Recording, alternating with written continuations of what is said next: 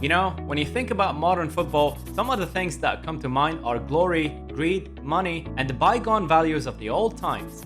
Gone are the days that we had one-club men like Maldini, Totti, and Carlos Puyol. And with it, an era that combined the brilliance of modern technique and old-school values. But we're not here to talk about Paolo Maldini. That's a story that everyone knows. Today, we're gonna talk about a lesser-known story that not many people remember or even know. About a player who suspended his salary while he was recovering from his knee injury. And this is not just any player, this is a world-class player who could say, you know what, we just signed a contract. But hey, this wasn't just any world-class player, this is Fernando Redondo, a player who, let's be fair, didn't really write his chapter in our history. But the question is, what makes the story of Fernando Redondo so special to us? Well, stick around to find out. Right, so the year is 2000, and Milan couldn't defend their Scudetto titles after winning it in '99. It was a very average season for us. It was time to inject the squad with some quality, and the club went straight to a world-class playmaker. After winning the 2000 Champions League with Real Madrid, you could hardly bet on anyone better than Fernando Redondo. For those too young to remember, he was one of the finest midfielders of his time. But Milan barely had time to celebrate when he suffered a serious knee injury. We didn't know it then, but this was a death blow to his football, as neither his knee nor his career would ever fully recover. It was gonna take a good couple of years for us to see him in action.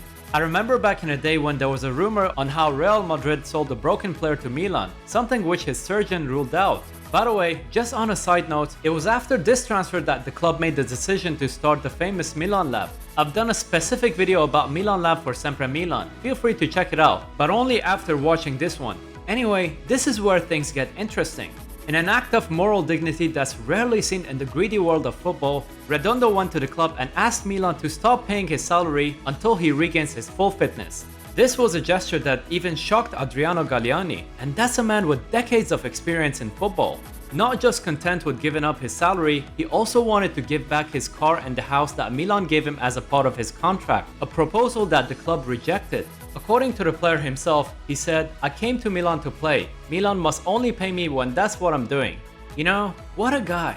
Although he could have earned a lot of money by just being sidelined, he chose to do the moral thing and surrender his salary that he was legally owed to. Even though the injury was an unfortunate accident and wasn't really his fault.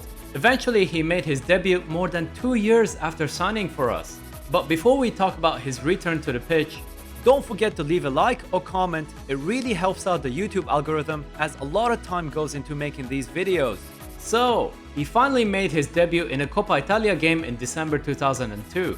Later on, he made his Serie A debut against Roma with a standing ovation from the 67,000 fans in the San Siro.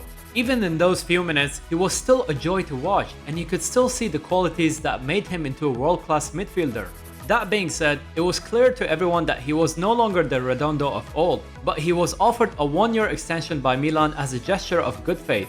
He was still a reliable backup player until his retirement in May 2004, still being part of a team that won a Champions League, a league title, and a Coppa Italia. So, what do you think about the video today? Personally, I have good memories of watching Fernando Redondo play, both during and before his days with Milan.